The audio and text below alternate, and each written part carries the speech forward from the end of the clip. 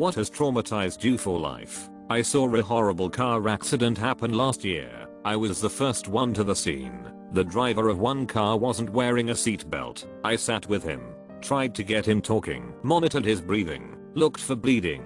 Somebody else called 911. He stopped breathing in my arms mere seconds before help arrived. They weren't able to save him. At the age of 11, my father went into the basement to work on some parts. This was quite common. My mother had just gotten home from work and went to take a shower. 20 minutes go by and she gets out, wondering where my father is. We go and check on him in the basement. To my shock, he is lying on the floor, his tongue out, blue in the face, not moving or breathing. He had died from a sudden heart attack. My mother and I tried for over an hour to resuscitate him with CPR. It took that whole time frame for an ambulance to arrive. They did nothing but declare that he was gone. The third anniversary of his death was 3 days ago. It never gets easier trying to understand that he will never be back. I will forever be traumatized by this event.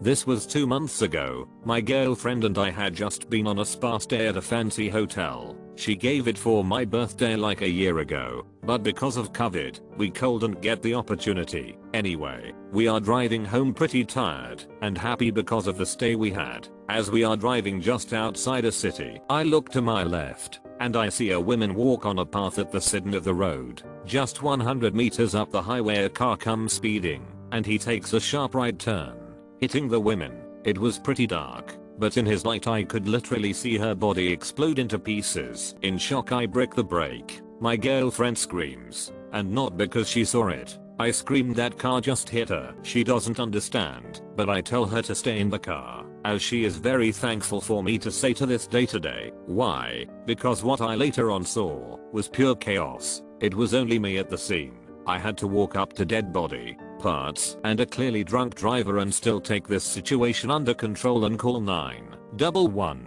I'm not gonna go into detail since I'm still dealing with the horror I saw there. All I can say is that ever since that night, I have no longer taken a sip of a beer, driven at night or just casual speeding.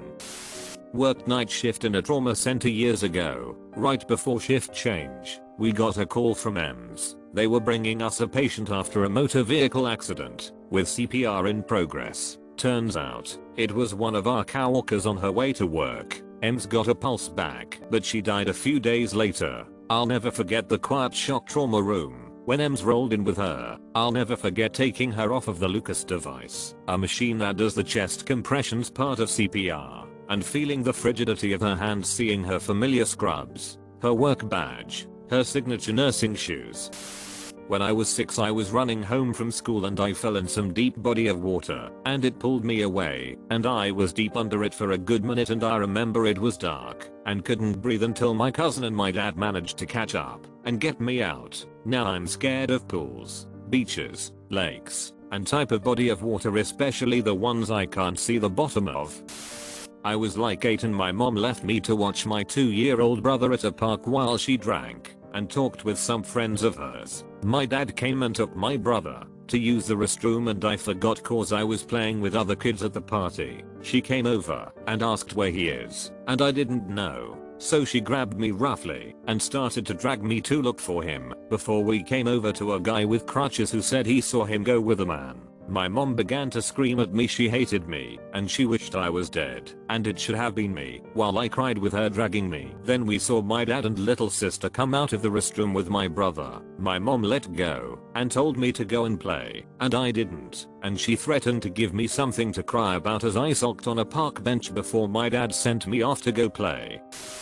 My friend lost her baby full term, went into labor and the baby died in her womb during labor. After she delivered him, she couldn't bear to look at him or hold him but also didn't want him taken away. She asked me to hold him for her. I held that baby all day. In the beginning he looked just like he was sleeping with a blue tinge to his lips, but by the end of the day his body was deteriorating quickly. It was so hard to witness the slow decay of something so precious and innocent. To this day, even though the image is vivid as ever, I can't bring myself to describe how he looked. At that point I struggled to even look at the baby, but that's when she wanted to hold him and look at him, and I had to gently explain to her that he did not look the same as he did when she delivered him. and that it might be too traumatic for her. We agreed she needed to remember him as the beautiful baby he was. I wrapped him gently and covered his face. She gave him a kiss all covered up. The nurses then took him away. One of the most tragic moments of her life and mine. My condolences to all the moms out there who have lost child. I feel for you.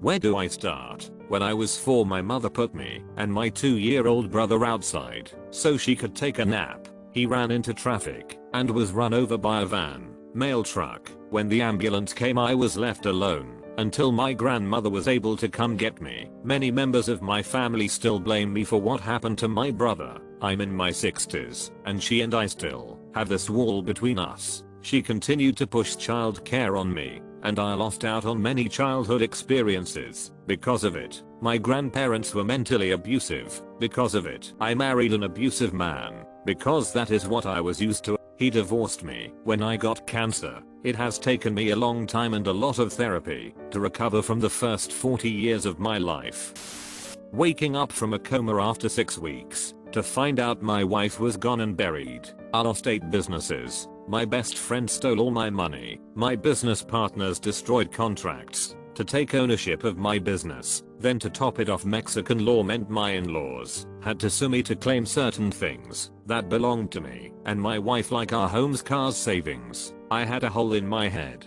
broken ribs, couldn't walk for 6 months. I realized after this, you are truly on your own in this life. Nobody will save you.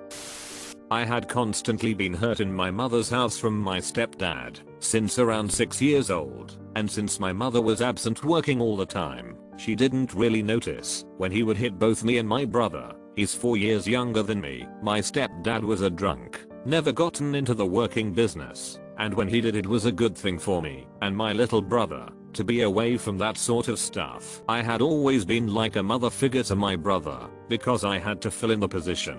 We grew up together as close as 2 siblings could be. Fast forward years later, I had to be 14 at the time. My stepdad came home one day and said he was tired of me and his son ignoring him and asking to be let out of the house. He was a helicopter parent, and since my mother had recently had another baby boy, I was taking care of him in my room, probably giving him his bottle and trying to sleep. After ignoring him like we always try to do, my stepdad came in, took the baby, and proceeded to throw him against my door. Mother instinct came in, and I automatically fought back for that baby until the tables turned and my stepdad pulled out a gun. At this point in time, my 2 brothers were in the room with me watching him take the safety off. He grabbed me by my shirt and pinned up against the wall at gunpoint. He had yelled at me and kept me pinned for 40 minutes, saying how bad of a daughter I was and ungrateful towards the family. It took a lot of maturity to swallow my pride and admit he was right, so he wouldn't shoot me in front of those boys. I was suicidal at the time,